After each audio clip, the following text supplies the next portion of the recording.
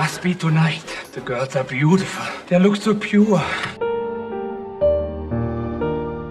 আন্তর্জাতিক সিনেমার এক অনন্য মুখ জার্মান অভিনেতা উডো কিয়ার আর নেই। ক্যালিফোর্নিয়ার একটি হাসপাতালে ৮১ বছর বয়সে শেষ নিঃশ্বাস ত্যাগ করেন তিনি। মৃত্যুর খবরটি নিশ্চিত করেছেন বহু বছরের সঙ্গী ও শিল্পী ডেলবার্ট ম্যাকব্রাইড।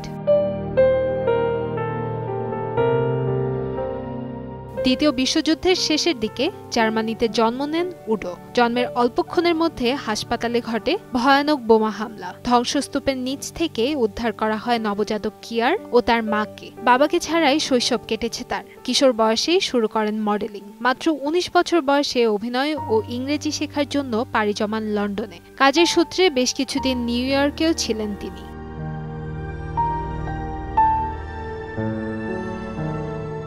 ১৯৬৬ সালে মাইকেল সার্নে পরিচালিত স্বল্পদৈর্ঘ্য চলচ্চিত্র রোড টু সেন্ট ট্রোপেজের মাধ্যমে অভিনয়ে অভিষেক ঘটে কিয়ারের। তবে ১৯৭৩ সালে ফ্লেশ ফর ফ্র্যাঙ্কেস্টাইন এবং পরের বছর ব্লাড ফর ড্র্যাকুলাতে অভিনয় করে আন্তর্জাতিক খ্যাতি অর্জন করেন তিনি। নীল চোখের ভ্যাম্পায়ার চরিত্রে তার জনপ্রিয়তার কারণে একাধিক ভ্যাম্পায়ার চলচ্চিত্রে কাজ করেছেন এ অভিনেতা। ৭০ ও ৮০ দশকে ইউরোপীয় সিনেমায় তিনি হয়ে ওঠেন প্রায় স্থায়ী মুখ।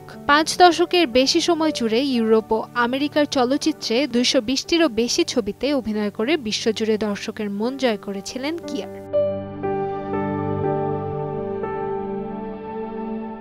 শুধু সিনেমাই নয়, উডো কিয়ার অভিনয় করেছেন বেশ কিছু উল্লেখযোগ্য মিউজিক ভিডিওতে। জনপ্রিয় ফ্যান্টাসি ও সুপারহিরো অ্যানিমেশনেও কণ্ঠ দিয়েছেন তিনি। তার জীবনভিত্তিক ডকুমেন্টারি আন্তর্জাতিক চলচ্চিত্র উৎসবগুলোতে বেশ সাড়া ফেলে। কিয়ারের শেষ অভিনীত ছবি ব্রাজিলিয়ান রাজনৈতিক থ্রিলার দ্য সিক্রেট এজেন্ট, যা বছরের শুরুতে কান চলচ্চিত্র উৎসবে প্রিমিয়ার হয় এবং আগামী বছরের একাডেমি অ্যাওয়ার্ডের সেরা আন্তর্জাতিক ফিচার বিভাগে ব্রাজিলের সরকারি মনোনয়ন পেয়েছে।